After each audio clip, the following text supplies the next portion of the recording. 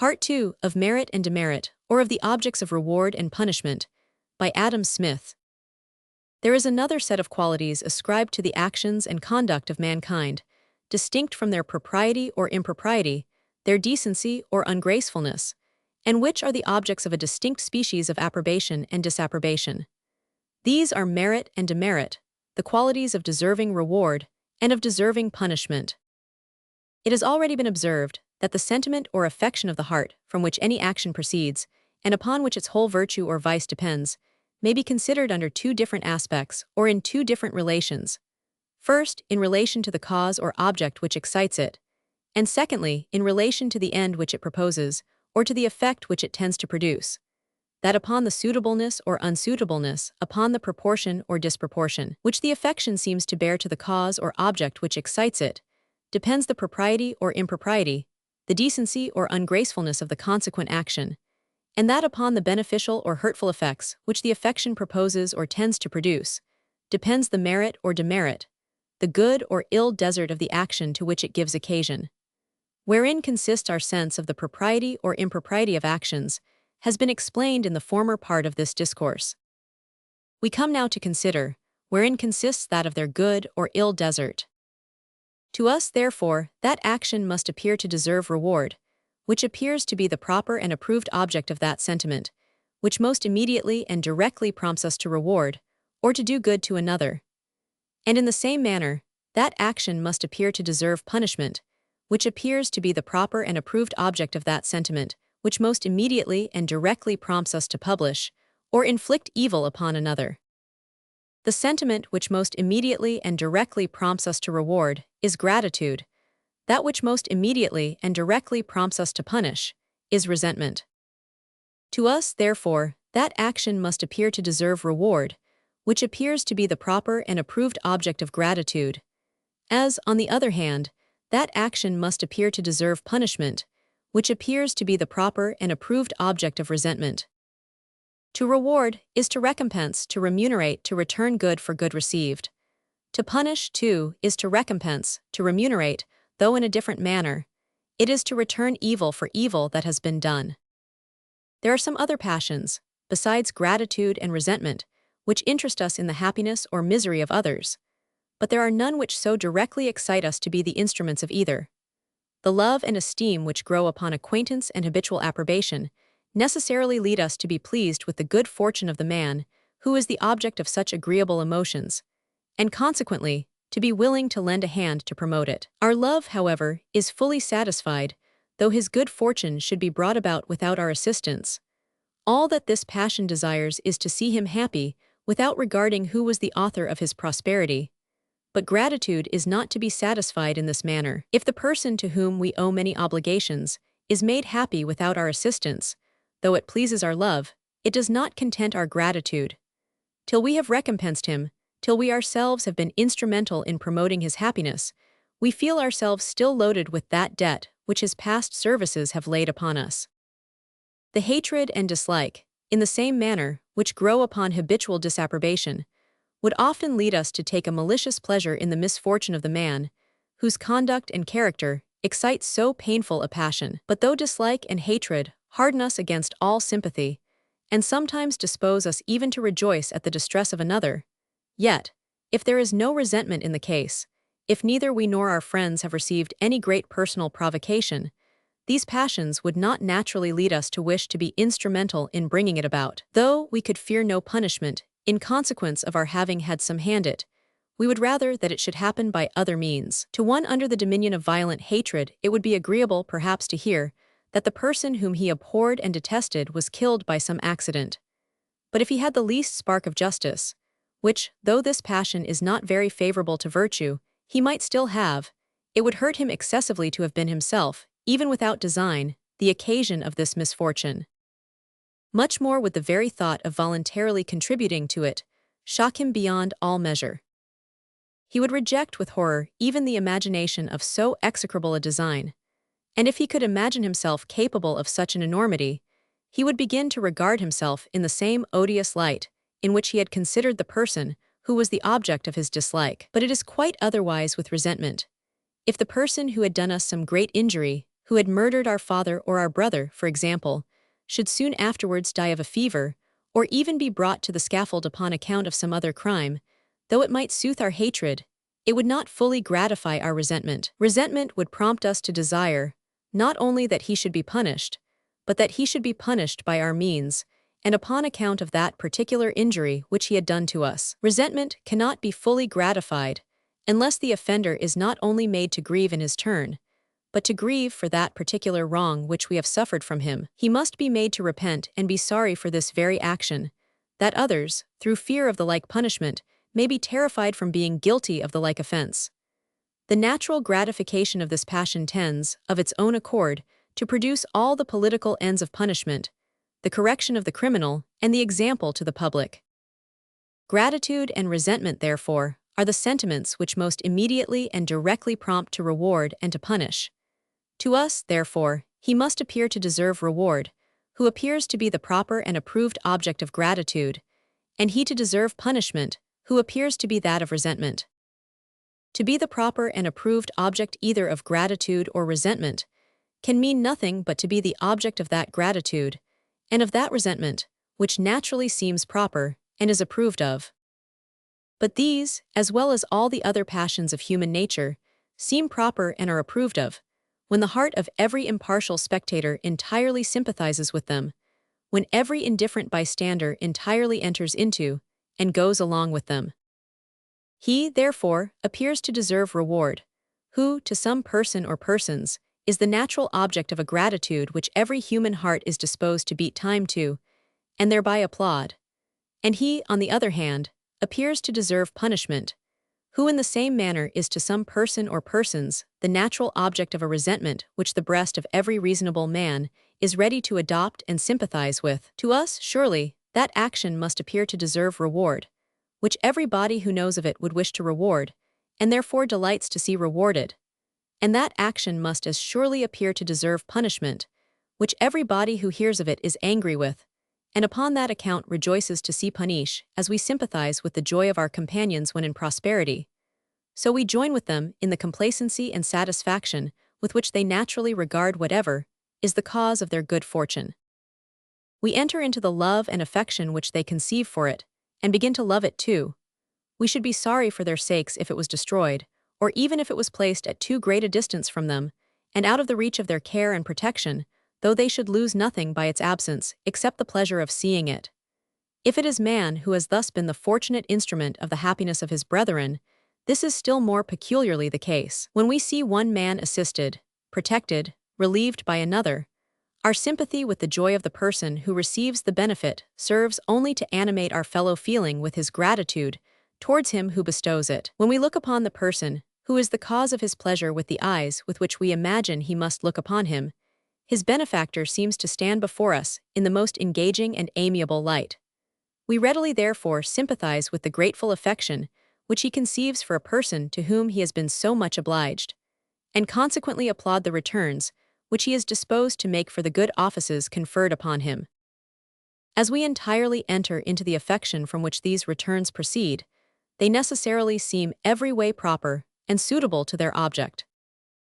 Our heart, as it adopts and beats time to his grief, so is it likewise animated with that spirit by which he endeavors to drive away or destroy the cause of it.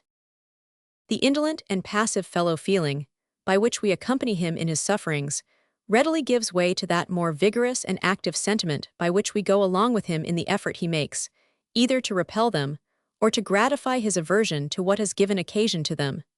This is still more peculiarly the case when it is man who has caused them. When we see one man oppressed or injured by another, the sympathy which we feel with the distress of the sufferer seems to serve only to animate our fellow feeling with his resentment against the offender. We are rejoiced to see him attack his adversary in his turn, and are eager and ready to assist him whenever he exerts himself for defense, or even for vengeance within a certain degree.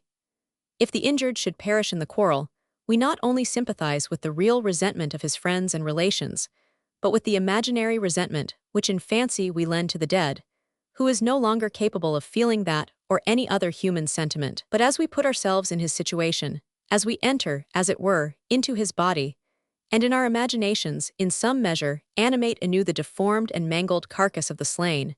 When we bring home in this manner his case to our own bosoms, we feel upon this, as upon many other occasions, an emotion which the person principally concerned is incapable of feeling, and which yet we feel by an elusive sympathy with him, the sympathetic tears which we shed for that immense and irretrievable loss, which in our fancy he appears to have sustained, seem to be but a small part of the duty which we owe him. The injury which he has suffered demands, we think, a principal part of our attention. We feel that resentment which we imagine he ought to feel, and which he would feel if in his cold and lifeless body there remained any consciousness of what passes upon earth. His blood, we think, calls aloud for vengeance. The very ashes of the dead seem to be disturbed at the thought that his injuries are to pass unrevenged. The horrors which are supposed to haunt the bed of the murderer, the ghosts which, superstition imagines, rise from their graves to demand vengeance upon those who brought them to an untimely end, all take their origin from this natural sympathy with the imaginary resentment of the slain. And with regard, at least, to this most dreadful of all crimes, nature, antecedent to all reflections upon the utility of punishment, has in this manner stamped upon the human heart, in the strongest and most indelible characters, an immediate and instinctive approbation of the sacred and necessary law of retaliation. It is to be observed, however, that, how beneficial soever on the one hand, or how hurtful soever on the other, the actions or intentions of the person who acts may have been to the person who is, if I may say so, acted upon, yet if in the one case there appears to have been no propriety in the motives of the agent, if we cannot enter into the affections which influenced his conduct, we have little sympathy with the gratitude of the person who receives the benefit, or if, in the other case, there appears to have been no impropriety in the motives of the agent, if, on the contrary, the affections which influenced his conduct are such as we must necessarily enter into, we can have no sort of sympathy with the resentment of the person who suffers. Little gratitude seems due in the one case, and all sort of resentment seems unjust in the other. The one action seems to merit little reward, the other to deserve no punishment. Whatever this last, therefore, may have suffered, while it is no more than what we ourselves should have wished him to suffer, while it is no more than what our own sympathetic indignation would have prompted us to inflict upon him, it cannot either displease or provoke us. When an inhuman murderer is brought to the scaffold, though we have some compassion for his misery, we can have no sort of fellow feeling with his resentment, if he should be so absurd as to express any against either his prosecutor or his judge. The natural tendency of their just indignation against so vile a criminal is indeed the most fatal and ruinous to him, but it is impossible that we should be displeased with the tendency of a sentiment, which, when we bring the case home to ourselves, we feel that we cannot avoid adopting. We do not, therefore, thoroughly and heartily sympathize with the gratitude of one man towards another, merely because this other has been the cause of his good fortune, unless he has been the cause of it from motives which we entirely go along with. Our heart must adopt the principles of the agent, and go along with all the affections which influenced his conduct, before it can entirely sympathize with, and beat time to, the gratitude of the person who has been benefited by his actions. If in the conduct of the benefactor there appears to have been no propriety, how beneficial soever its effects, it does not seem to demand, or necessarily to require, any proportionable recompense. But when to the beneficent tendency of the action is joined the propriety of the affection from which it proceeds, when we entirely sympathize and go along with the motives of the agent, the love which we conceive for him upon his own account enhances and enlivens our fellow feeling with the gratitude of those who owe their prosperity to his good conduct. His actions seem then to demand, and if I may say so, to call aloud for a proportionable recompense. We then entirely enter into that gratitude which prompts to bestow it. The benefactor seems then to be the proper object of reward, when we thus entirely sympathize with, and approve of, that sentiment which prompts to reward him. When we approve of, and go along with, the affection from which the action proceeds, we must necessarily approve of the action, and regard the person towards whom it is directed as its proper and suitable object. But when to the hurtfulness of the action is joined the impropriety of the affection from whence it proceeds, when our heart rejects with abhorrence all fellow feeling with the motives of the agent, we then heartily and entirely sympathize with the resentment of the sufferer. Such actions seem then to deserve, and if I may say so, to call aloud for, a proportionable punishment, and we entirely enter into, and thereby approve of, that resentment which prompts to inflict it. The offender necessarily seems then to be the proper object of punishment, when we thus entirely sympathize with, and thereby approve of, that sentiment which prompts to punish. In this case, too, when we approve, and go along with, the affection from which the action proceeds, we must necessarily approve of the action, and regard the person against whom it is directed as its proper and suitable object. As we cannot indeed enter thoroughly into the gratitude of the person who receives the benefit, unless we beforehand approve of the motives of the benefactor, so, upon this account, the sense of merit seems to be a compounded sentiment, and to be made up of two distinct emotions: a direct sympathy with the sentiments of the agent, and an indirect sympathy with the gratitude of those who receive the benefit of his actions. We may, upon many different occasions, plainly distinguish those two different emotions, combining and uniting together, in our sense of the good desert of a particular character or action. When we read in history concerning actions of proper and beneficent greatness of mind, how eagerly do we enter into such designs? How much are we animated by that high-spirited generosity which directs them? How keen are we for their success? How grieved at their disappointment? In imagination, we become the very person whose actions are represented to us. We transport ourselves in fancy to the scenes of those distant and forgotten adventures, and imagine ourselves acting the part of a Scipio or a Camillus, a Timoleon or an Aristides. So far our sentiments are founded upon the direct sympathy with the person who acts, nor is the indirect sympathy with those who receive the benefit of such actions less sensibly felt. Whenever we place ourselves in the situation of these last, with what warm and affectionate fellow-feeling do we enter into their gratitude towards those who served them so essentially. We embrace, as it were, their benefactor along with them. Our heart readily sympathizes with the highest transports of their grateful affection.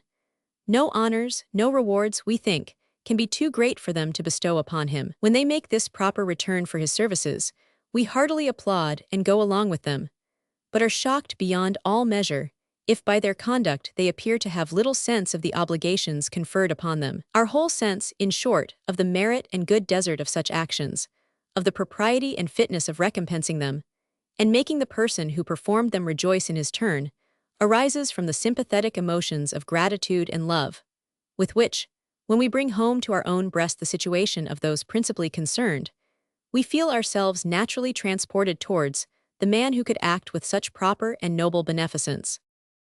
As we cannot indeed enter into the resentment of the sufferer, unless our heart beforehand disapproves the motives of the agent, and renounces all fellow-feeling with them, so upon this account the sense of demerit, as well as that of merit, seems to be a compounded sentiment, and to be made up of two distinct emotions: a direct antipathy to the sentiments of the agent, and an indirect sympathy with the resentment of the sufferer.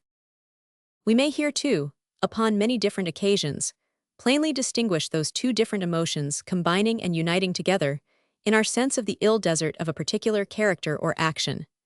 When we read in history concerning the perfidy and cruelty of a Borgia or a Nero, our heart rises up against the detestable sentiments which influenced their conduct, and renounces with horror and abomination all fellow-feeling with such execrable motives. So far our sentiments are founded upon the direct antipathy to the affections of the agent, and the indirect sympathy with the resentment of the sufferers is still more sensibly felt when we bring home to ourselves the situation of the persons whom those scourges of mankind insulted, murdered, or betrayed.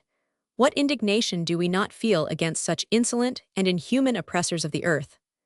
Our sympathy with the unavoidable distress of the innocent sufferers is not more real nor more lively than our fellow-feeling with their just and natural resentment. The former sentiment only heightens the latter, and the idea of their distress serves only to inflame and blow up our animosity against those who occasioned it. When we think of the anguish of the sufferers, we take part with them more earnestly against their oppressors. We enter with more eagerness into all their schemes of vengeance, and feel ourselves every moment wreaking, in imagination, upon such violators of the laws of society, that punishment which our sympathetic indignation tells us is due to their crimes. Our sense of the horror and dreadful atrocity of such conduct, the delight which we take in hearing that it was properly punished, the indignation which we feel when it escapes this due retaliation, our whole sense and feeling, in short, of its ill desert of the propriety and fitness of inflicting evil upon the person who is guilty of it, and of making him grieve in his turn, arises from the sympathetic indignation which naturally boils up in the breast of the spectator, whenever he thoroughly brings home to himself the case of the sufferer.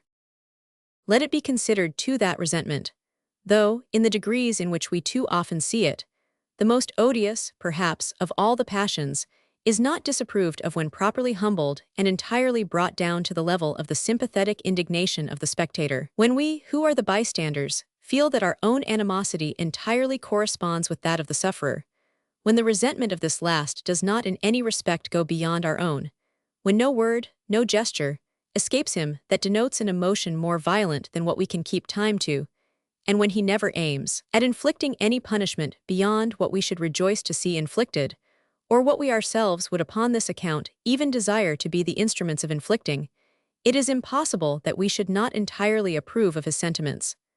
Our own emotion in this case must, in our eyes, undoubtedly justify his, and as experience teaches us how much the greater part of mankind are incapable of this moderation, and how great an effort must be made in order to bring down the rude and undisciplined impulse of resentment to this suitable temper, we cannot avoid conceiving a considerable degree of esteem and admiration for one who appears capable of exerting so much self-command over one of the most ungovernable passions of his nature. When indeed the animosity of the sufferer exceeds, as it almost always does, what we can go along with, as we cannot enter into it, we necessarily disapprove of it. We even disapprove of it more than we should of an equal excess of almost any other passion derived from the imagination. And this too violent resentment, instead of carrying us along with it, becomes itself the object of our resentment and indignation.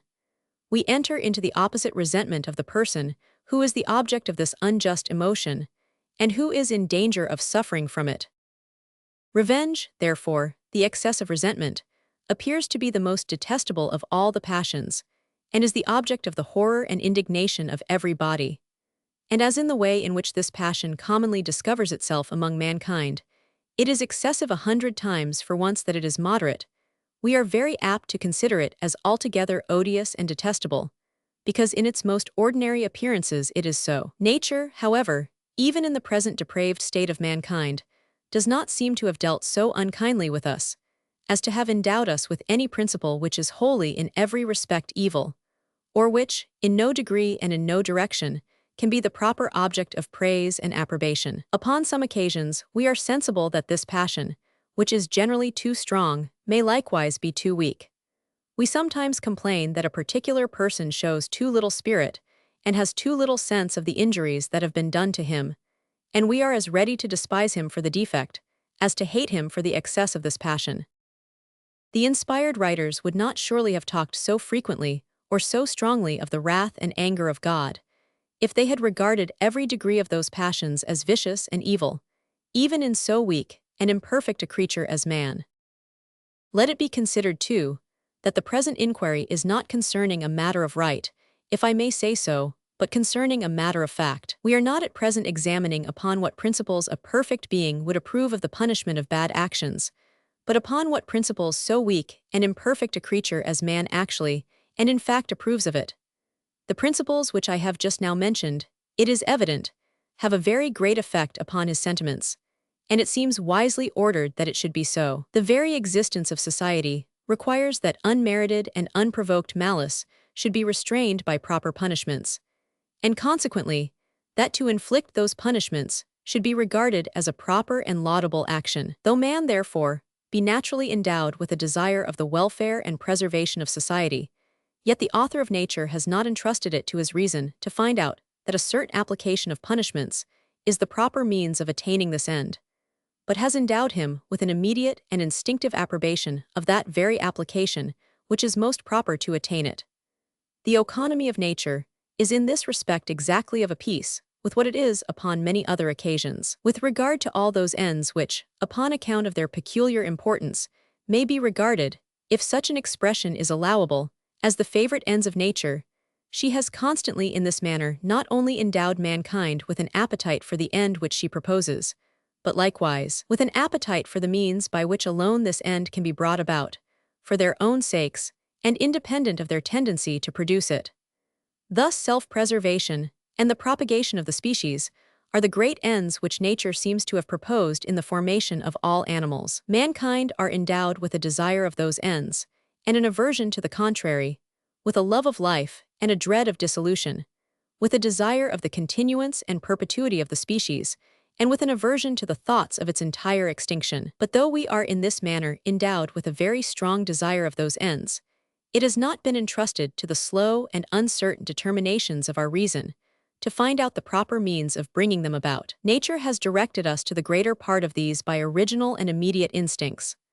Hunger, thirst, the passion which unites the two sexes, the love of pleasure, and the dread of pain, prompt us to apply those means for their own sakes, and without any consideration of their tendency to those beneficent ends which the great Director of nature intended to produce by them.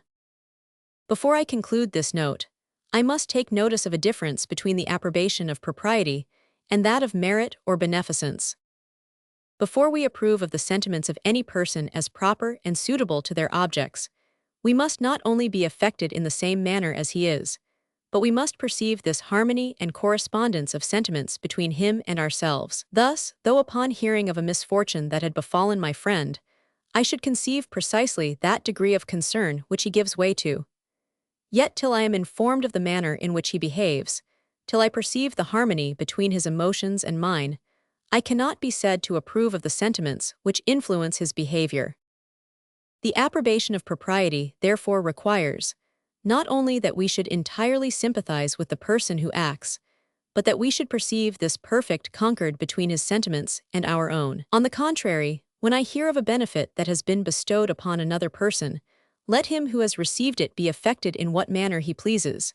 If, by bringing his case home to myself, I feel gratitude arise in my own breast, I necessarily approve of the conduct of his benefactor, and regard it as meritorious and the proper object of reward. Whether the person who has received the benefit conceives gratitude or not, cannot, it is evident, in any degree alter our sentiments with regard to the merit of him who has bestowed it. No actual correspondence of sentiments, therefore, is here required. It is sufficient that if he was grateful, they would correspond, and our sense of merit is often founded upon one of those elusive sympathies, by which, when we bring home to ourselves the case of another, we are often affected in a manner in which the person principally concerned is incapable of being affected. There is a similar difference between our disapprobation of demerit and that of impropriety. Actions of a beneficent tendency, which proceed from proper motives, seem alone to require reward, because such alone are the approved objects of gratitude or excite the sympathetic gratitude of the spectator. Actions of a hurtful tendency, which proceed from improper motives, seem alone to deserve punishment, because such alone are the approved objects of resentment or excite the sympathetic resentment of the spectator. Beneficence is always free, it cannot be extorted by force, the mere want of it exposes to no punishment, because the mere want of beneficence tends to do no real positive evil. It may disappoint of the good which might reasonably have been expected, and upon that account it may justly excite dislike and disapprobation. It cannot, however, provoke any resentment which mankind will go along with. The man who does not recompense his benefactor, when he has it in his power, and when his benefactor needs his assistance, is, no doubt, guilty of the blackest ingratitude. The heart of every impartial spectator rejects all fellow feeling with the selfishness of his motives, and he is the proper object of the highest disapprobation. But still, he does no positive hurt to any body. He only does not do that good which in propriety he ought to have done. He is the object of hatred, a passion which is naturally excited by impropriety of sentiment and behavior, not of resentment, a passion which is never properly called forth, but by actions which tend to do real and positive hurt to some particular persons. His want of gratitude, therefore, cannot be punished. To oblige him by force to perform what in gratitude he ought to perform, and what every impartial spectator would approve of him for performing, would, if possible, be still more improper than his neglecting to perform it. His benefactor would dishonor himself if he attempted by violence to constrain him to gratitude, and it would be impertinent for any third person, who was not the superior of either, to intermeddle. But of all the duties of beneficence, those which gratitude recommends to us approach nearest to what is called a perfect and complete obligation. What friendship, what generosity, what charity would prompt us to do with universal approbation is still more free, and can still less be extorted by force than the duties of gratitude. We talk of the debt of gratitude, not of charity or generosity, nor even of friendship, when friendship is mere esteem, and has not been enhanced and complicated with gratitude for good offices. Resentment seems to have been given us by nature for defense, and for defense only. It is the safeguard of justice and the security of innocence. It prompts us to beat off the mischief which is attempted to be done to us, and to retaliate that which is already done, that the offender may be made to repent of his injustice, and that others, through fear of the like punishment, may be terrified from being guilty of the like offense. It must be reserved therefore for these purposes, nor can the spectator ever go along with it when it is exerted for any other. But the mere want of the beneficent virtues, though it may disappoint us of the good which might reasonably be expected, neither does, nor attempts to do, any mischief from which we can have occasion to defend ourselves. There is, however, another virtue, of which the observance is not left to the freedom of our own wills, which may be extorted by force, and of which the violation exposes to resentment, and consequently to punishment. This virtue is justice. The violation of justice is injury. It does real and positive hurt to some particular persons, from motives which are naturally disapproved of. It is, therefore, the proper object of resentment, and of punishment, which is the natural consequence of resentment. As mankind go along with, and approve of, the violence employed to avenge the hurt which is done by injustice, so they much more go along with, and approve of, that which is employed to prevent and beat off the injury, and to restrain the offender from hurting his neighbors. The person himself who meditates an injustice is sensible of this, and feels that force may, with the utmost propriety, be made use of, both by the person whom he is about to injure, and by others, either to obstruct the execution of his crime, or to punish him when he has executed it. And upon this is founded that remarkable distinction between justice and all the other social virtues, which has of late been particularly insisted upon by an author of very great and original genius, that we feel ourselves to be under a stricter obligation to act according to justice, than agreeably to friendship, charity, or generosity, that the practice of these last mentioned virtues seems to be left in some measure to our own choice, but that somehow or other we feel ourselves to be in a peculiar manner tied, bound, and obliged to the observation of justice. We feel, that is to say, that force may, with the utmost propriety and with the approbation of all mankind, be made use of to constrain us to observe the rules of the one, but not to follow the precepts of the other. We must always, however, carefully distinguish what is only blamable, or the proper object of disapprobation, from what force may be employed either to punish or to prevent. That seems blamable which falls short of that ordinary degree of proper beneficence which experience teaches us to expect of every body, and on the contrary, that seems praiseworthy which goes beyond it. The ordinary degree itself seems neither blamable nor praiseworthy. A father, a son, a brother, who behaves to the correspondent relation, neither better nor worse than the greater part of men commonly do, seems properly to deserve neither praise nor blame. He who surprises us by extraordinary and unexpected, though still proper and suitable kindness, or on the contrary, by extraordinary and unexpected, as well as unsuitable unkindness, seems praiseworthy in the one case and blamable in the other. Even the most ordinary degree of kindness or beneficence, however, cannot, among equals, be extorted by force. Among equals, each individual is naturally, and antecedent to the institution of civil government, regarded as having a right both to defend himself from injuries and to exact a certain degree of punishment for those which have been done to him.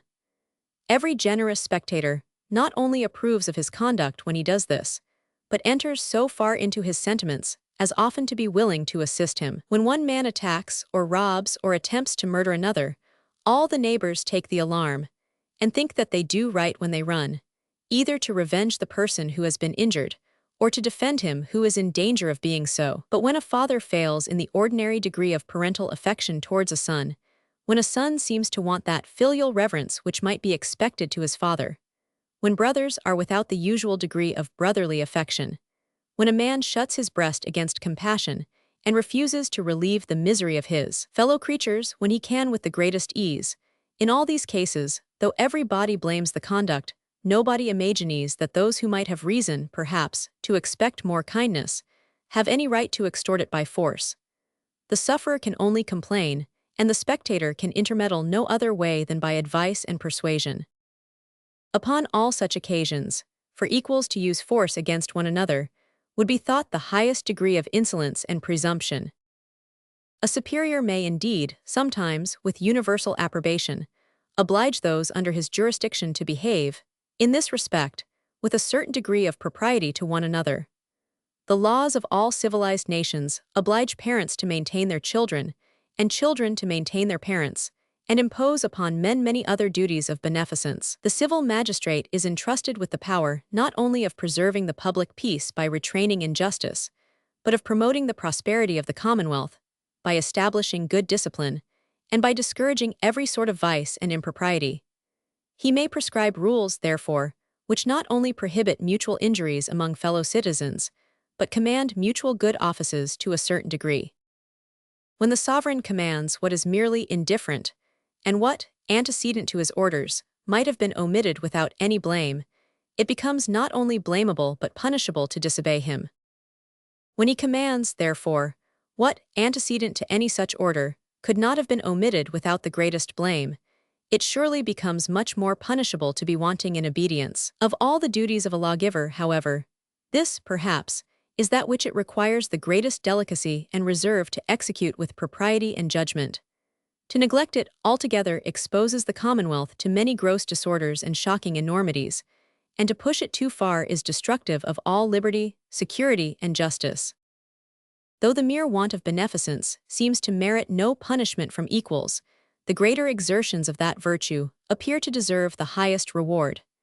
By being productive of the greatest good, they are the natural and approved objects of the liveliest gratitude. Though the breach of justice, on the contrary, exposes to punishment, the observance of the rules of that virtue seems scarce to deserve any reward.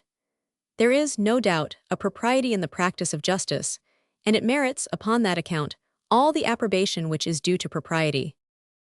But as it does no real positive good, it is entitled to very little gratitude. Mere justice is, upon most occasions, but a negative virtue, and only hinders us from hurting our neighbor. The man who barely abstains from violating either the person, or the estate, or the reputation of his neighbors, has surely very little positive merit. He fulfills, however, all the rules of what is peculiarly called justice, and does everything which his equals can with propriety force him to do, or which they can punish him for not doing. We may often fulfill all the rules of justice by sitting still and doing nothing. As every man doth, so shall it be done to him, and retaliation seems to be the great law which is dictated to us by nature. Beneficence and generosity we think due to the generous and beneficent. Those whose hearts never open to the feelings of humanity should, we think, be shut out in the same manner from the affections of all their fellow creatures, and be allowed to live in the midst of society, as in a great desert where there is nobody to care for them or to inquire after them. The violator of the laws of justice ought to be made to feel himself that evil which he has done to another, and since no regard to the sufferings of his brethren are capable of restraining him, he ought to be overawed by the fear of his own. The man who is barely innocent, who only observes the law of justice with regard to others, and merely abstains from hurting his neighbors, can merit only that his neighbors in their turn should respect his innocence, and that the same laws should be religiously observed with regard to him. There can be no proper motive for hurting our neighbor, there can be no incitement to do evil to another, which mankind will go along with, except just indignation for evil which that other has done to us. To disturb his happiness merely because it stands in the way of our own, to take from him what is of real use to him merely because it may be of equal or more use to us, or to indulge, in this manner, at the expense of other people, the natural preference which every man has for his own happiness above that of other people, is what no impartial spectator can go along with. Every man is, no doubt, by nature, first and principally recommended to his own care, and as he is fitter to take care of himself than of any other person, it is fit and right that it should be so. Every man, therefore, is much more deeply interested in whatever immediately concerns himself than in what concerns any other man. And to hear, perhaps, of the death of another person, with whom we have no particular connection, will give us less concern, will spoil our stomach, or break our rest much less than a very insignificant disaster which has befallen ourselves. But though the ruin of our neighbor may affect us much less than a very small misfortune of our own, we must not ruin him to prevent that small misfortune, nor even to prevent our own ruin. We must, here, as in all other cases, view ourselves not so much according to that light in which we may naturally appear to ourselves, as according to that in which we naturally appear to others. Though every man may, according to the proverb, be the whole world to himself, to the rest of mankind he is a most insignificant part of it. Though his own happiness may be of more importance to him than that of all the world besides, to every other person it is of no more consequence than that of any other man. Though it may be true, therefore, that every individual in his own breast naturally prefers himself to all mankind, yet he dares not look mankind in the face and avow that he acts according to this principle. He feels that in this preference they can never go along with him, and that how natural soever it may be to him, it must always appear excessive and extravagant to them. When he views himself in the light in which he is conscious that others will view him, he sees that to them he is but one of the multitude, in no respect better than any other in it. If he would act so as that the impartial spectator may enter into the principles of his conduct, which is what of all things he has the greatest desire to do, he must, upon this, as upon all other occasions, humble the arrogance of his self-love, and bring it down to something which other men can go along with. They will indulge it so far as to allow him to be more anxious about, and to pursue with more earnest assiduity, his own happiness than that of any other person. Thus far, whenever they place themselves in his situation, they will readily go along with him. In the race for wealth and honors and preferments, he may run as hard as he can, and strain every nerve and every muscle in order to outstrip all his competitors. But if he should justle or throw down any of them, the indulgence of the spectators is entirely at an end. It is a violation of fair play, which they cannot admit of. This man is to them, in every respect, as good as he. They do not enter into that self-love by which he prefers himself so much to this other, and cannot go along with the motive from which he hurt him. They readily, therefore, sympathize with the natural resentment of the injured, and the offender becomes the object of their hatred and indignation. He is sensible that he becomes so, and feels that those sentiments are ready to burst out from all sides against him. As the greater and more irreparable the evil that is done, the resentment of the sufferer runs naturally the higher, so does likewise the sympathetic indignation of the spectator, as well as the sense of guilt in the agent. Death is the greatest evil which one man can inflict upon another, and excites the highest degree of resentment in those who are immediately connected with the slain. Murder, therefore, is the most atrocious of all crimes which affect individuals only, in the sight both of mankind and of the person who has committed it. To be deprived of that which we are possessed of is a greater evil than to be disappointed of what we have only the expectation. Breach of property, therefore, theft and robbery, which take from us what we are possessed of, are greater crimes than breach of contract, which only disappoints us of what we expected.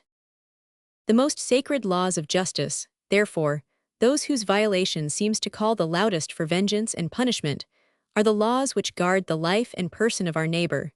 The next are those which guard his property and possessions, and last of all come those which guard what are called his personal rights, or what is due to him from the promises of others.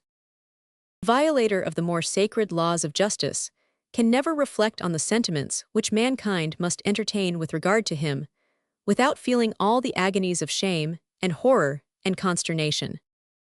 When his passion is gratified, and he begins coolly to reflect upon his conduct, he can enter into none of the motives which influenced it. They appear now as detestable to him as they did always to other people. By sympathizing with the hatred and abhorrence which other men must entertain for him, he becomes in some measure the object of his own hatred and abhorrence. The situation of the person, who suffered by his injustice, now calls upon his pity. He is grieved at the thought of it, regrets the unhappy effects of his own conduct, and feels at the same time that they have rendered him the proper object of the resentment and indignation of mankind, and of what is the natural consequence of resentment, vengeance, and punishment. The thought of this perpetually haunts him, and fills him with terror and amazement. He dares no longer look society in the face, but imagines himself as it were rejected, and thrown out from the affections of all mankind. He cannot hope for the consolation of sympathy in this his greatest and most dreadful distress. The remembrance of his crimes has shut out all fellow feelings with him from the hearts of his fellow creatures. The sentiments which they entertain with regard to him are the very thing which he is most afraid of. Everything seems hostile, and he would be glad to fly to some inhospitable desert, where he might never more behold the face of a human creature, nor read in the countenance of mankind the condemnation of his crimes. But solitude is still more dreadful than society. His own thoughts can present him with nothing but what is black, unfortunate, and disastrous, the melancholy forebodings of incomprehensible misery and ruin. The horror of solitude drives him back into society, and he comes again into the presence of mankind, astonished to appear before them, loaded with shame and distracted with fear, in order to supplicate some little protection from the countenance of those very judges, who he knows have already all unanimously condemned him. Such is the nature of that sentiment, which is properly called remorse, of all the sentiments which can enter the human breast the most dreadful. It is made up of shame from the sense of the impropriety of past conduct, of grief for the effects of it, of pity for those who suffer by it, and of the dread and terror of punishment from the consciousness of the justly provoked resentment of all rational creatures. The opposite behavior naturally inspires the opposite sentiment. The man who, not from frivolous fancy but from proper motives, has performed a generous action, when he looks forward to those whom he has served, feels himself to be the natural object of their love and gratitude, and by sympathy with them, of the esteem and approbation of all mankind. And when he looks backward to the motive from which he acted, and surveys it in the light in which the indifferent spectator will survey it, he still continues to enter into it, and applauds himself by sympathy with the approbation of this supposed impartial judge.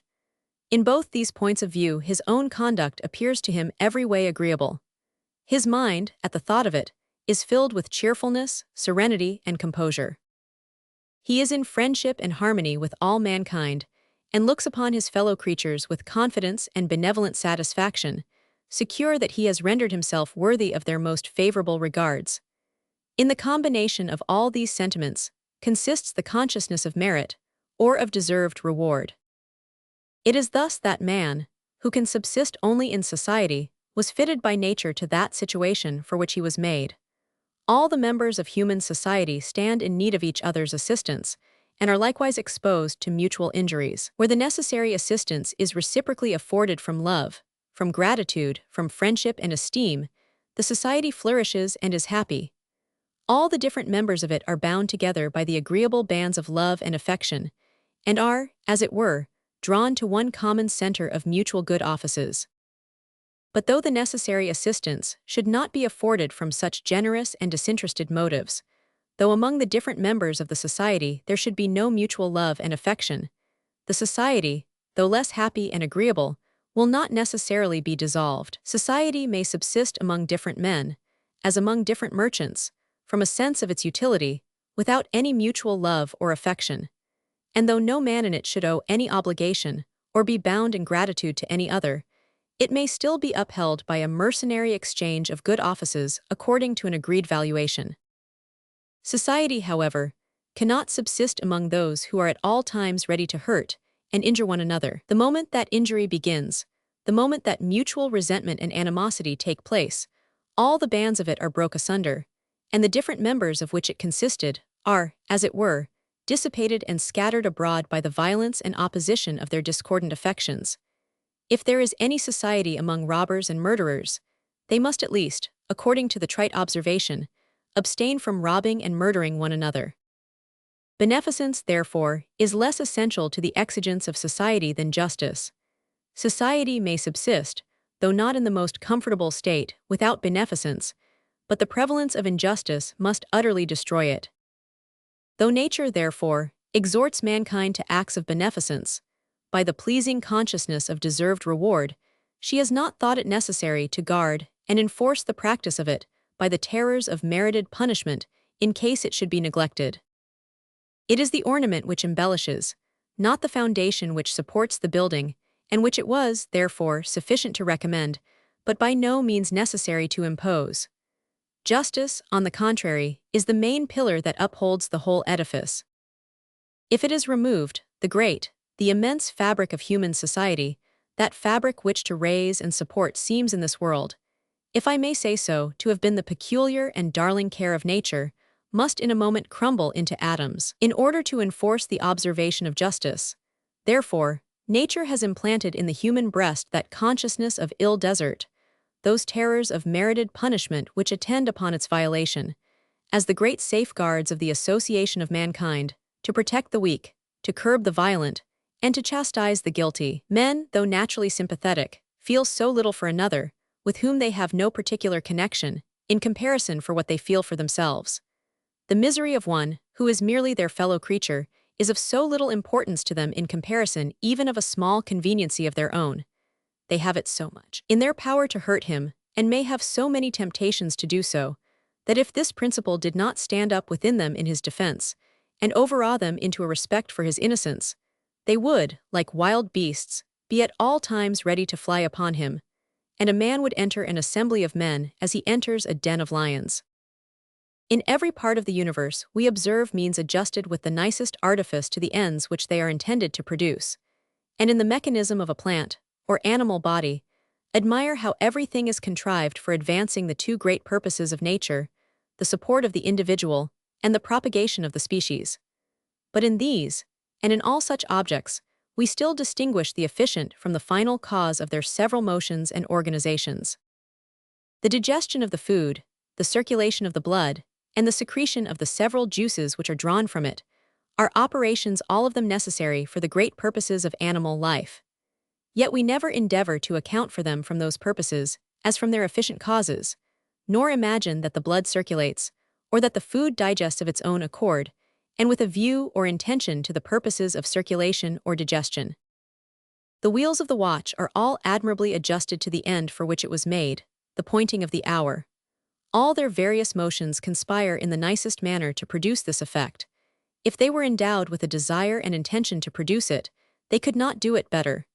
Yet we never ascribe any such desire or intention to them, but to the watchmaker, and we know that they are put in motion by a spring, which intends the effect it produces as little as they do. But though, in accounting for the operations of bodies, we never fail to distinguish in this manner the efficient from the final cause, in accounting for those of the mind, we are very apt to confound those two different things with one another. When by natural principles we are led to advance those ends, which a refined and enlightened reason should recommend to us, we are very apt to impute to that reason, as to their efficient cause, the sentiments and actions by which we advance those ends, and to imagine that to be the wisdom of man, which in reality is the wisdom of God. Upon a superficial view, this cause seems sufficient to produce the effects which are ascribed to it, and the system of human nature seems to be more simple and agreeable when all its different operations are in this manner deduced from a single principle. As society cannot subsist unless the laws of justice are totally observed, as no social intercourse can take place among men who do not generally abstain from injuring one another. The consideration of this necessity, it has been thought, was the ground upon which we approved of the enforcement of the laws of justice, by the punishment of those who violated them. Man, it has been said, has a natural love for society, and desires that the union of mankind should be preserved for its own sake, and though he himself was to derive no benefit from it. The orderly and flourishing state of society is agreeable to him, and he takes delight in contemplating it. Its disorder and confusion, on the contrary, is the object of his aversion, and he is chagrined at whatever tends to produce it. He is sensible, too, that his own interest is connected with the prosperity of society, and that the happiness, perhaps the preservation of his existence, depends upon its preservation. Upon every account, therefore, he has an abhorrence at whatever can tend to destroy society, and is willing to make use of every means, which can hinder so hated and so dreadful an event. Injustice necessarily tends to destroy it. Every appearance of injustice, therefore, alarms him, and he runs, if I may say so, to stop the progress of what, if allowed to go on, would quickly put an end to everything that is dear to him. If he cannot restrain it by gentle and fair means, he must bear it down by force and violence, and at any rate must put a stop to its further progress. Hence it is, they say, that he often approves of the enforcement of the law of justice, even by the capital punishment of those who violate them. The disturber of the public peace is hereby removed out of the world, and others are terrified by his fate from imitating his example. Such is the account commonly given of our approbation of the punishment of injustice. And so far this account is undoubtedly true, that we frequently have occasion to confirm our natural sense of the propriety and fitness of punishment by reflecting how necessary it is for preserving the order of society. When the guilty is about to suffer that just retaliation, which the natural indignation of mankind tells them is due to his crimes, when the insolence of his injustice is broken and humbled by the terror of his approaching punishment, when he ceases to be an object of fear, with the generous and humane he begins to be an object of pity. The thought of what he is about to suffer extinguishes their resentment for the sufferings of others to which he has given occasion. They are disposed to pardon and forgive him, and to save him from that punishment, which in all their cool hours they had considered as the retribution due to such crimes. Here, therefore, they have occasion to call to their assistance the consideration of the general interest of society. They counterbalance the impulse of this weak and partial humanity by the dictates of a humanity that is more generous and comprehensive. They reflect that mercy to the guilty is cruelty to the innocent, and opposed to the emotions of compassion which they feel for a particular person, a more enlarged compassion which they feel for mankind. Sometimes, too, we have occasion to defend the propriety of observing the general rules of justice by the consideration of their necessity to the support of society. We frequently hear the young and the licentious ridiculing the most sacred rules of morality, and professing, sometimes from the corruption, but more frequently from the vanity of their hearts, the most abominable maxims of conduct. Our indignation rouses, and we are eager to refute and expose such detestable principles. But though it is their intrinsic hatefulness and detestableness which originally inflames us against them, we are unwilling to assign this as the sole reason why we condemn them, or to pretend that it is merely because we ourselves hate and detest them. The reason, we think, would not appear to be conclusive. Yet why should it not? If we hate and detest them because they are the natural and proper objects of hatred and detestation, but when we are asked why we should not act in such or such a manner, the very question seems to suppose that, to those who ask it, this manner of acting does not appear to be for its own sake the natural and proper object of those sentiments. We must show them, therefore, that it ought to be so for the sake of something else. Upon this account, we generally cast about for other arguments, and the consideration which first occurs to us is the disorder and confusion of society which would result from the universal prevalence of such practices. We seldom fail, therefore, to insist upon this topic. But though it commonly requires no great discernment to see the destructive tendency of all licentious practices to the welfare of society, it is seldom this consideration which first animates us against them. All men, even the most stupid and unthinking, abhor fraud, perfidy, and injustice, and delight to see them punished. But few men have reflected upon the necessity of justice to the existence of society, how obvious soever that necessity may appear to be. That it is not a regard to the preservation of society, which originally interests us in the punishment of crimes committed against individuals, may be demonstrated by many obvious considerations. The concern which we take in the fortune and happiness of individuals does not, in common cases, arise from that which we take in the fortune and happiness of society. We are no more concerned for the destruction or loss of a single man, because this man is a member or part of society, and because we should be concerned for the destruction of society, than we are concerned for the loss of a single guinea, because this guinea is a part of 1,000 guineas, and because we should be concerned for the loss of the whole sum. In neither case does our regard for the individuals arise from our regard for the multitude, but in both cases our regard for the multitude is compounded and made up of the particular regards which we feel for the different individuals of which it is composed. As when a small sum is unjustly taken from us, we do not so much prosecute the injury from a regard to the preservation of our whole fortune, as from a regard to that particular sum which we have lost. So when a single man is injured or destroyed, we demand the punishment of the wrong that has been done to him, not so much from a concern for the general interest of society, as from a concern for that very individual who has been injured. It is to be observed, however, that this concern does not necessarily include in it any degree of those exquisite sentiments which are commonly called love, esteem, and affection, and by which we distinguish our particular friends and acquaintance. The concern which is requisite for this is no more than the general fellow feeling which we have with every man merely because he is our fellow creature. We enter into the resentment even of an odious person when he is injured by those to whom he has given no provocation. Our disapprobation of his ordinary character and conduct does not in this case altogether prevent our fellow feeling with his natural indignation, though with those who are not either extremely candid or who have not been accustomed to correct and regulate their natural sentiments by general rules, it is very apt to damp it. Upon some occasions, indeed, we both punish and approve of punishment, merely from a view to the general interest of society, which, we imagine, cannot otherwise be secured. Of this kind are all the punishments inflicted for breaches of what is called either civil police or military discipline. Such crimes do not immediately or directly hurt any particular person, but their remote consequences, it is supposed, do produce, or might produce, either a considerable inconveniency or a great disorder in the society. A sentinel, for example, who falls asleep upon his watch, suffers death by the law of war, because such carelessness might endanger the whole army. This severity may, upon many occasions, appear necessary, and for that reason just and proper. When the preservation of an individual is inconsistent with the safety of a multitude, nothing can be more just than that the many should be preferred to the one. Yet this punishment, how necessary soever, always appears to be excessively severe. The natural atrocity of the crime seems to be so little, and the punishment so great, that it is with great difficulty that our hearts can reconcile itself to it. Though such carelessness appears very blamable, yet the thought of this crime does not naturally excite any such resentment as would prompt us to take such dreadful revenge. A man of humanity must recollect himself, must make an effort, and exert his whole firmness and resolution before he can bring himself either to inflict it or to go along with it when it is inflicted by others.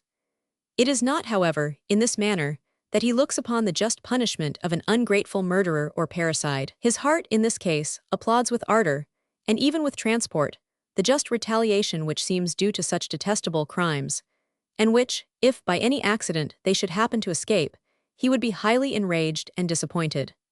The very different sentiment with which the spectator views those different punishments is a proof that his approbation of the one is far from being founded upon the same principles with that of the other. He looks upon the sentinel as an unfortunate victim, who indeed must and ought to be devoted to the safety of numbers, but whom still in his heart he would be glad to save, and he is only sorry that the interest of the many should oppose it. But if the murderer should escape from punishment, it would excite his highest indignation, and he would call upon God to avenge, in another world, that crime which the injustice of mankind had neglected to chastise upon earth. For it well deserves to be taken notice of, that we are so far from imagining that injustice ought to be punished in this life, merely on account of the order of society, which cannot otherwise be maintained, that nature teaches us to hope, and religion, we suppose, authorizes us to expect, that it will be punished, even in a life to come. Our sense of its ill desert pursues it, if I may say so, even beyond the grave, though the example of its punishment there cannot serve to deter the rest of mankind, who see it not, who know it not, from being guilty of the like practices here.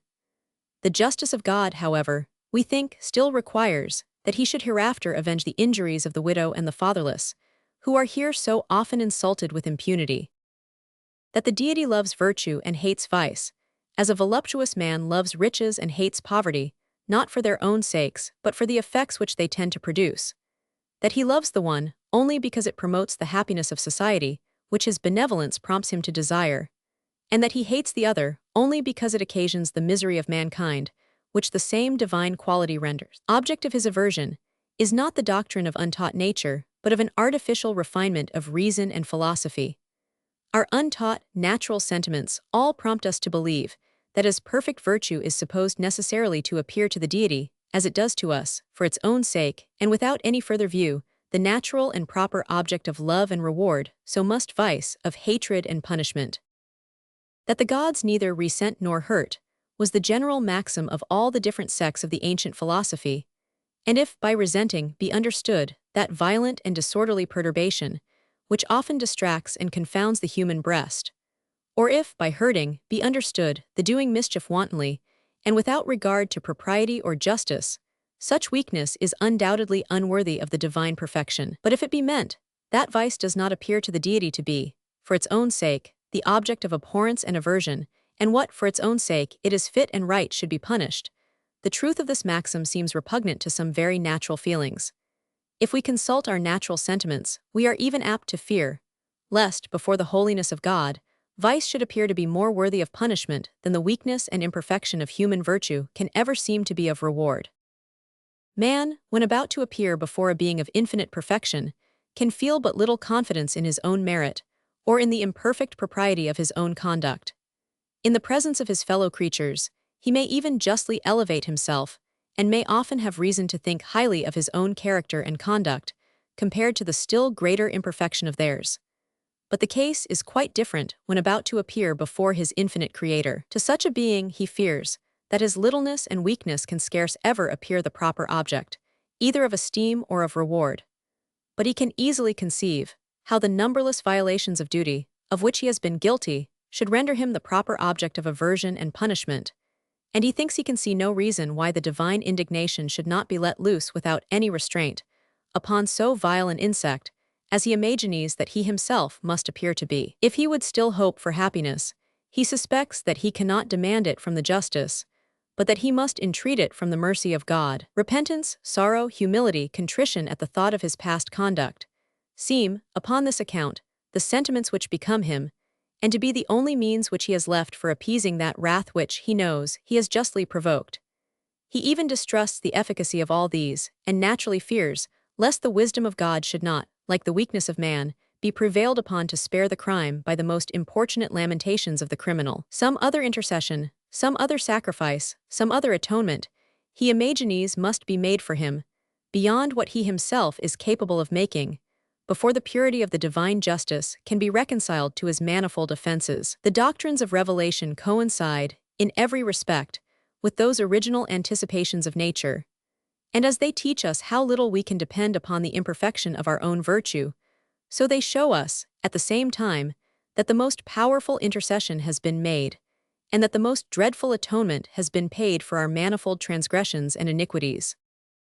Whatever praise or blame can be due to any action, must belong either, first, to the intention or affection of the heart, from which it proceeds, or, secondly, to the external action or movement of the body, which this affection gives occasion to, or last, to all the good or bad consequences, which actually and in fact proceed from it.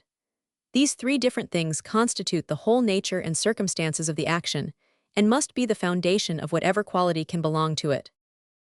That the two last of these three circumstances cannot be the foundation of any praise or blame is abundantly evident, nor has the contrary ever been asserted by any body. The external action or movement of the body is often the same in the most innocent and in the most blamable actions. He who shoots a bird, and he who shoots a man, both of them perform the same external movement. Each of them draws the trigger of a gun. The consequences which actually and in fact happen to proceed from any action are, if possible, still more indifferent either to praise or blame than even the external movement of the body. As they depend not upon the agent, but upon fortune, they cannot be the proper foundation for any sentiment, of which his character and conduct are the objects.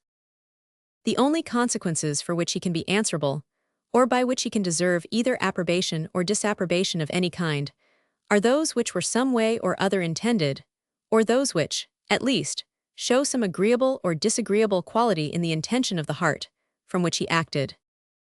To the intention or affection of the heart, therefore, to the propriety or impropriety, to the beneficence or hurtfulness of the design, all praise or blame, all approbation or disapprobation of any kind, which can justly be bestowed upon any action, must ultimately belong. When this maxim is thus proposed in abstract and general terms, there is no body who does not agree to it. Its self-evident justice is acknowledged by all the world, and there is not a dissenting voice among all mankind. Every body allows that how different soever the accidental, the unintended and unforeseen consequences of different actions, yet, if the intentions or affections from which they arose were, on the one hand, equally proper and equally beneficent, or, on the other, equally improper and equally malevolent, the merit or demerit of the actions is still the same, and the agent is equally the suitable object either of gratitude or of resentment. But how well soever we may seem to be persuaded of the truth of this equitable maxim, when we consider it after this manner, in abstract, yet when we come to particular cases, the actual consequences which happen to proceed from any action, have a very great effect upon our sentiments concerning its merit or demerit, and almost always either enhance or diminish our sense of both. Scarce, in any one instance perhaps, will our sentiments be found, after examination, to be entirely regulated by this rule, which we all acknowledge ought entirely to regulate them. This irregularity of sentiment, which every body feels, which scarce any body is sufficiently aware of, and which no body is willing to acknowledge, I proceed now to explain, and I shall consider first the cause which gives occasion to it, or the mechanism by which nature produces it.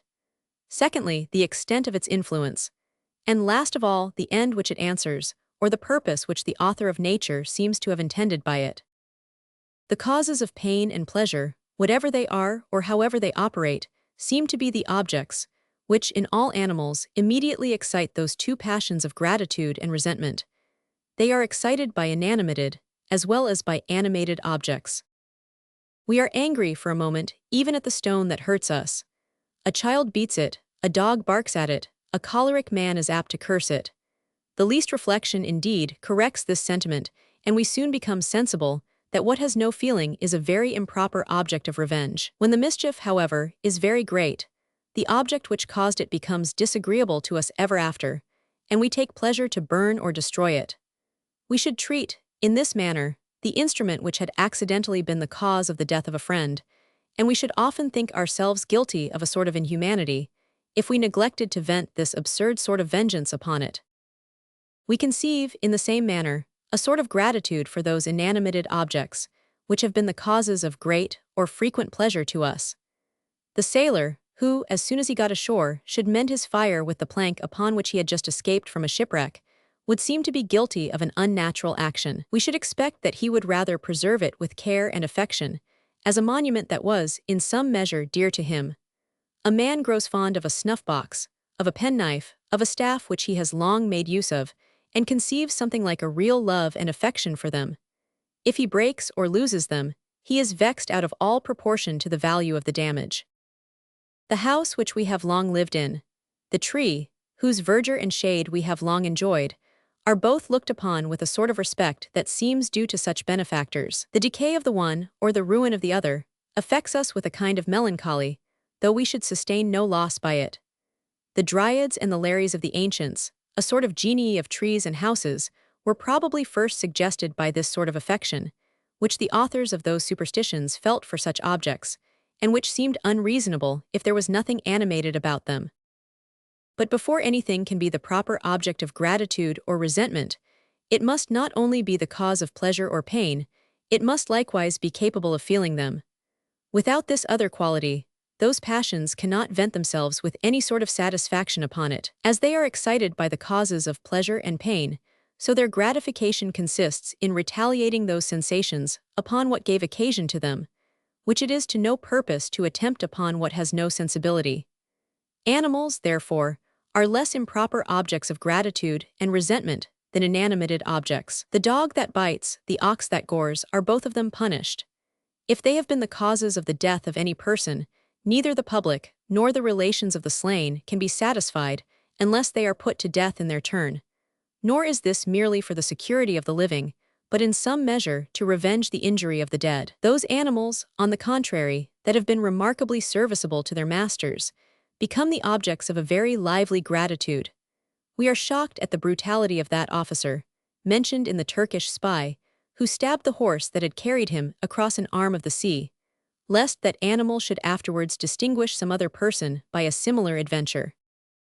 But though animals are not only the causes of pleasure and pain, but are also capable of feeling those sensations, they are still far from being complete and perfect objects, either of gratitude or resentment, and those passions still feel that there is something wanting to their entire gratification. What gratitude chiefly desires is not only to make the benefactor feel pleasure in his turn, but to make him conscious that he meets with this reward on account of his past conduct, to make him pleased with that conduct, and to satisfy him that the person upon whom he bestowed his good offices was not unworthy of them. What most of all charms us in our benefactor is the concord between his sentiments and our own, with regard to what interests us so nearly as the worth of our own character, and the esteem that is due to us. We are delighted to find a person who values us as well as we value ourselves, and distinguishes us from the rest of mankind, with an attention not unlike that with which we distinguish ourselves. To maintain in him these agreeable and flattering sentiments is one of the chief ends proposed by the returns we are disposed to make to him. A generous mind often disdains the interested thought of extorting new favors from its benefactor by what may be called the importunities of its gratitude. But to preserve and to increase his esteem is an interest which the greatest mind does not think unworthy of its attention. And this is the foundation of what I formerly observed, that when we cannot enter into the motives of our benefactor, when his conduct and character appear unworthy of our approbation, let his services have been ever so great, our gratitude is always sensibly diminished. We are less flattered by the distinction, and to preserve the esteem of so weak or so worthless a patron seems to be an object which does not deserve to be pursued for its own sake. The object, on the contrary, which resentment is chiefly intent upon, is not so much to make our enemy feel pain in his turn, as to make him conscious that he feels it upon account of his past conduct, to make him repent of that conduct, and to make him sensible that the person whom he injured did not deserve to be treated in that manner. What chiefly enrages us against the man who injures or insults us is the little account which he seems to make of us, the unreasonable preference which he gives to himself above us, and that absurd self-love by which he seems to imagine that other people may be sacrificed at any time to his conveniency or his humor. The glaring impropriety of this conduct, the gross insolence and injustice which it seems to involve in it, often shock and exasperate us more than all the mischief which we have suffered. To bring him back to a more just sense of what is due to other people, to make him sensible of what he owes us, and of the wrong that he has done to us, is frequently the principal end proposed in our revenge, which is always imperfect when it cannot accomplish this. When our enemy appears to have done us no injury, when we are sensible that he acted quite properly, that, in his situation, we should have done the same thing, and that we deserved from him all the mischief we met with. In that case, if we have the least spark either of candor or justice, we can entertain no sort of resentment. Before anything, therefore, can be the complete and proper object, either of gratitude or resentment, it must possess three different qualifications. First, it must be the cause of pleasure in the one case and of pain in the other. Secondly, it must be capable of feeling those sensations. And thirdly, it must not only have produced those sensations, but it must have produced them from design, and from a design that is approved of in the one case and disapproved of in the other. It is by the first qualification that any object is capable of exciting those passions. It is by the second that it is in any respect capable of gratifying them. The third qualification is both necessary for their complete satisfaction, and as it gives a pleasure or pain that is both exquisite and peculiar, it is likewise an additional exciting cause of those passions. As what gives pleasure or pain, therefore, either in one way or another, is the sole exciting cause of gratitude and resentment, though the intentions of any person should be ever so proper and beneficent, on the one hand, or ever so improper and malevolent on the other. Yet, if he has failed in producing either the good or evil which he intended, as one of the exciting causes is wanting in both cases, less gratitude seems due to him in the one, and less resentment in the other. And on the contrary, though in the intentions of any person, there was either no laudable degree of benevolence on the one hand, or no blamable degree of malice on the other. Yet, if his actions should produce either great good or great evil, as one of the exciting causes takes place upon both these occasions, some gratitude is apt to arise towards him in the one, and some resentment in the other. A shadow of merit seems to fall upon him in the first, a shadow of demerit in the second.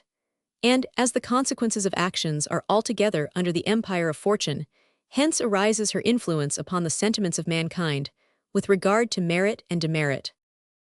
The effect of this influence of fortune is, first, to diminish our sense of the merit or demerit of those actions, which arose from the most laudable or blamable intentions, when they fail of producing their proposed effects.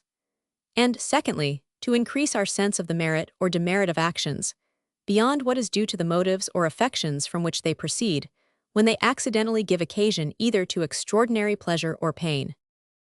It is felt, in some measure, even by the impartial spectator.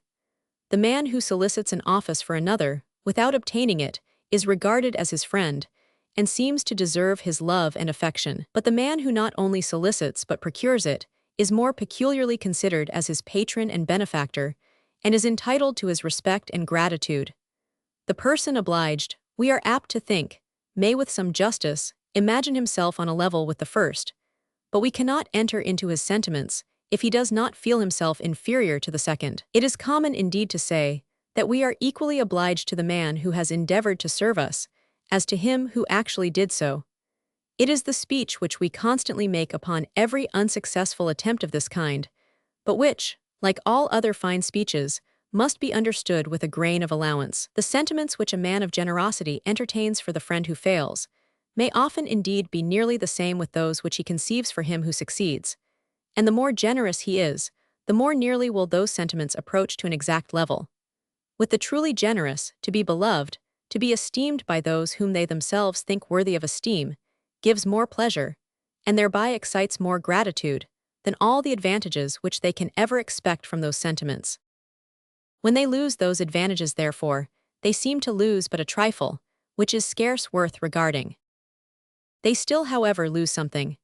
Their pleasure, therefore, and consequently their gratitude, is not perfectly complete, and accordingly if, between the friend who fails and the friend who succeeds, all other circumstances are equal, there will, even in the noblest and the best mind, be some little difference of affection in favor of him who succeeds. Nay, so unjust are mankind in this respect, that though the intended benefit should be procured, yet if it is not procured by the means of a particular benefactor, they are apt to think that less gratitude is due to the man, who with the best intentions in the world could do no more than help it a little forward. As their gratitude is in this case divided among the different persons who contributed to their pleasure, a smaller share of it seems due to anyone. Such a person, we hear men commonly say, intended no doubt to serve us, and we really believe exerted himself to the utmost of his abilities for that purpose. We are not, however, obliged to him for this benefit, since had it not been for the concurrence of others, all that he could have done would never have brought it about. This consideration, they imagine, should, even in the eyes of the impartial spectator, diminish the debt which they owe to him. The person himself who has unsuccessfully endeavored to confer a benefit has by no means the same dependency upon the gratitude of the man whom he meant to oblige, nor the same sense of his own merit towards him, which he would have had in the case of success. Even the merit of talents and abilities, which some accident has hindered from producing their effects, seems in some measure imperfect, even to those who are fully convinced of their capacity to produce them. The general who has been hindered by the envy of ministers from gaining some great advantage over the enemies of his country regrets the loss of the opportunity for ever after. Nor is it only upon account of the public that he regrets it. He laments that he was hindered from performing an action which would have added a new luster to his character in his own eyes, as well as in those of every other person. It satisfies neither himself nor others to reflect that the plan or design was all that depended on him, that no greater capacity was required to execute it than what was necessary to concert it, that he was allowed to be every way capable of executing it, and that had he been permitted to go on, success was infallible. He still did not execute it, and though he might deserve all the approbation which is due to a magnanimous and great design, he still wanted the actual merit of having performed a great action. To take the management of any affair of public concern from the man who has almost brought it to a conclusion is regarded as the most invidious injustice. As he had done so much, he should, we think, have been allowed to acquire the complete merit of putting an end to it. It was objected to Pompey that he came in upon the victories of Lucullus, and gathered those laurels which were due to the fortune and valor of another. The glory of Lucullus, it seems, was less complete even in the opinion of his own friends, when he was not permitted to finish that conquest which his conduct and courage had put in the power of almost any man to finish. It mortifies an architect when his plans are either not executed at all, or when they are so far altered as to spoil the effect of the building. The plan, however, is all that depends upon the architect. The whole of his genius is, to good judges, as completely discovered in that as in the actual execution. But a plan does not, even to the most intelligent, give the same pleasure as a noble and magnificent building. They may discover as much both of taste and genius in the one as in the other, but their effects are still vastly different, and the amusement derived from the first, never approaches to the wonder and admiration which are sometimes excited by the second. We may believe of many men that their talents are superior to those of Caesar and Alexander, and that in the same situations they would perform still greater actions. In the meantime, however, we do not behold them with that astonishment and admiration with which those two heroes have been regarded in all ages and nations. The calm judgments of the mind may approve of them more, but they want the splendor of great actions to dazzle and transport it. The superiority of virtues and talents have not, even upon those who acknowledge that superiority, the same effect with the superiority of achievements. As the merit of an unsuccessful attempt to do good seems thus, in the eyes of ungrateful mankind, to be diminished by the miscarriage, so does likewise the demerit of an unsuccessful attempt to do evil. The design to commit a crime, how clearly soever it may be proved, is scarce ever punished with the same severity as the actual commission of it. The case of treason is perhaps the only exception. That crime immediately affecting the being of the government itself, the government is naturally more jealous of it than of any other. In the punishment of treason, the sovereign resents the injuries which are immediately done to himself. In the punishment of other crimes, he resents those which are done to other men. It is his own resentment which he indulges in the one case. It is that of his subjects which by sympathy he enters into it in the other. In the first case, therefore, as he judges in his own cause, he is very apt to be more violent and sanguinary in his punishments than the impartial spectator can approve of. His resentment too rises here upon smaller occasions, and does not always, as in other cases, wait for the perpetration of the crime, or even for the attempt to commit it. A treasonable concert, though nothing has been done, or even attempted in consequence of it, nay, a treasonable conversation, is in many countries punished in the same manner as the actual commission of treason. With regard to all other crimes, the mere design, upon which no attempt has followed, is seldom punished at all, and is never punished severely. A criminal design and a criminal action, it may be said indeed, do not necessarily suppose the same degree of depravity, and ought not therefore to be subjected to the same punishment. We are capable, it may be said, of resolving, and even of taking measures to execute, many things which, when it comes to the point, we feel ourselves altogether incapable of executing. But this reason can have no place when the design has been carried the length of the last attempt. The man, however, who fires a pistol at his enemy, but misses him, is punished with death by the laws of scarce any country. By the old law of Scotland, though he should wound him, yet, unless death ensues within a certain time, the assassin is not liable to the last punishment. The resentment of mankind, however, runs so high against this crime, their terror for the man who shows himself capable of committing it, is so great, that the mere attempt to commit it ought in all countries to be capital. The attempt to commit smaller crimes is almost always punished very lightly, and sometimes is not punished at all. The thief, whose hand has been caught in his neighbor's pocket before he had taken anything out of it, is punished with ignominy only. If he had got time to take away an handkerchief, he would have been put to death. The housebreaker, who has been found setting a ladder to his neighbor's window, but had not got into it, is not exposed to the capital punishment. The attempt to ravish is not punished as a rape. The attempt to seduce a married woman is not punished at all, though seduction is punished severely. Our resentment against the person who only attempted to do a mischief is seldom so strong as to bear us out in inflicting the same punishment upon him, which we should have thought due if he had actually done it. In the one case, the joy of our deliverance alleviates our sense of the atrocity of his conduct. In the other, the grief of our misfortune increases it. His real demerit, however, is undoubtedly the same in both cases, since his intentions were equally criminal. And there is in this respect, therefore, an irregularity in the sentiments of all men, and a consequent relaxation of discipline in the laws of, I believe, all nations, of the most civilized, as well as of the most barbarous. The humanity of a civilized people disposes them either to dispense with, or to mitigate punishments, wherever their natural indignation is not goaded on by the consequences of the crime. Barbarians, on the other hand, when no actual consequence has happened from any action, are not apt to be very delicate or inquisitive about the motives. The person himself who either from passion, or from the influence of bad company, has resolved, and perhaps taken measures to perpetrate some crime, but who has fortunately been prevented by an accident which put it out of his power, is sure, if he has any remains of conscience, to regard this event all his life after as a great and signal deliverance. He can never think of it without returning thanks to heaven for having been thus graciously pleased to save him from the guilt in which he was just ready to plunge himself, and to hinder him from rendering all the rest of his life a scene of horror, remorse, and repentance. But though his hands are innocent, he is conscious that his heart is equally guilty, as if he had actually executed what he was so fully resolved upon. It gives great ease to his conscience, however, to consider that the crime was not executed.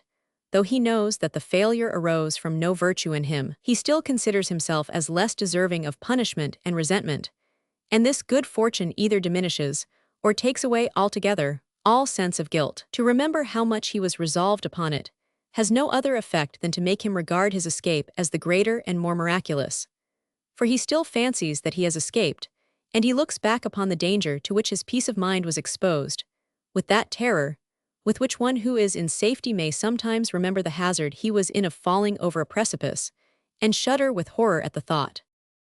The first author of our sorrow is, on the contrary, just as naturally the object of a transitory resentment. We can scarce avoid looking upon him with chagrin and uneasiness, and the rude and brutal are apt to vent upon him that spleen which his intelligence gives occasion to. Tigranes, king of Armenia, struck off the head of the man who brought him the first account of the approach of a formidable enemy. To punish in this manner the author of bad tidings seems barbarous and inhuman, yet to reward the messenger of good news is not disagreeable to us. We think it suitable to the bounty of kings. But why do we make this difference, since, if there is no fault in the one, neither is there any merit in the other? It is because any sort of reason seems sufficient to authorize the exertion of the social and benevolent affections, but it requires the most solid and substantial to make us enter into that of the unsocial and malevolent. But though in general we are averse to enter into the unsocial and malevolent affections, though we lay it down for a rule that we ought never to approve of their gratification, unless so far as the malicious and unjust intention of the person against whom they are directed renders him their proper object. Yet, upon some occasions, we relax of this severity. When the negligence of one man has occasioned some unintended damage to another, we generally enter so far into the resentment of the sufferer as to approve of his inflicting a punishment upon the offender much beyond what the offense will have appeared to deserve, had no such unlucky consequence followed from it. There is a degree of negligence which would appear to deserve some chastisement though it should occasion no damage to any body. Thus, if a person should throw a large stone over a wall into a public street without giving warning to those who might be passing by, and without regarding where it was likely to fall, he would undoubtedly deserve some chastisement. A very accurate police would punish so absurd an action, even though it had done no mischief. The person who has been guilty of it shows an insolent contempt of the happiness and safety of others. There is real injustice in his conduct. He wantonly exposes his neighbor to what no man in his senses would choose to expose himself, and evidently wants that sense of what is due to his fellow creatures, which is the basis of justice and of society. Gross negligence, therefore, is, in the law, said to be almost equal to malicious design. When any unlucky consequences happen from such carelessness, the person who has been guilty of it is often punished as if he had really intended those consequences, and his conduct, which was only thoughtless and insolent, and what deserved some chastisement, is considered as atrocious and as liable to the severest punishment. Thus, if by the imprudent action above mentioned he should accidentally kill a man, he is, by the laws of many countries, particularly by the old law of Scotland, liable to the last punishment. And though this is no doubt excessively severe, it is not altogether inconsistent with our natural sentiments. Our just indignation against the folly and inhumanity of his conduct is exasperated by our sympathy with the unfortunate sufferer. Nothing, however, would appear more shocking to our natural sense of equity than to bring a man to the scaffold merely for having thrown a stone carelessly into the street without hurting any body. The folly and inhumanity of his conduct, however, would in this case be the same, but still our sentiments would be very different. The consideration of this difference may satisfy us how much the indignation, even of the spectator, is apt to be animated by the actual consequences of the action. In cases of this kind there will, if I am not mistaken, be found a great degree of severity in the laws of almost all nations, as I have already observed that in those of an opposite kind, there was a very general relaxation of discipline. There is another degree of negligence, which does not involve in it any sort of injustice. The person who is guilty of it treats his neighbor as he treats himself, means no harm to any body, and is far from entertaining any insolent contempt for the safety and happiness of others. He is not, however, so careful and circumspect in his conduct as he ought to be, and deserves upon this account some degree of blame and censure, but no sort of punishment. Yet if by a negligence of this kind he should occasion some damage to another person, he is by the laws of, I believe, all countries, obliged to compensate it. And though this is no doubt a real punishment, and what no mortal would have thought of inflicting upon him, had it not been for the unlucky accident which his conduct gave occasion to, yet this decision of the law is approved of by the natural sentiments of all mankind. Nothing, we think, can be more just than that one man should not suffer by the carelessness of another, and that the damage occasioned by blamable negligence should be made up by the person who was guilty of it. There is another species of negligence, which consists merely in a want of the most anxious timidity and circumspection, with regard to all the possible consequences of our actions. The want of this painful attention, when no bad consequences follow from it, is so far from being regarded as blamable, that the contrary quality is rather considered as such.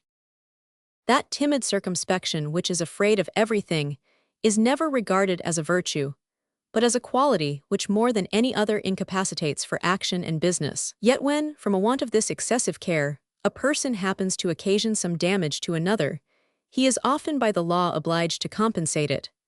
Thus, by the Aquilian law, the man, who not being able to manage a horse that had accidentally taken fright, should happen to ride down his neighbor's slave, is obliged to compensate the damage. When an accident of this kind happens, we are apt to think that he ought not to have rode such a horse, and to regard his attempting it as an unpardonable levity. Though without this accident, we should not only have made no such reflection, but should have regarded his refusing it as the effect of timid weakness, and of an anxiety about merely possible events, which it is to no purpose to be aware of. The person himself, who by an accident even of this kind has involuntarily hurt another, seems to have some sense of his own ill desert.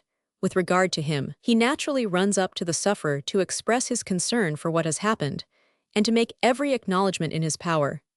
If he has any sensibility, he necessarily desires to compensate the damage, and to do everything he can to appease that animal resentment, which he is sensible will be apt to arise in the breast of the sufferer.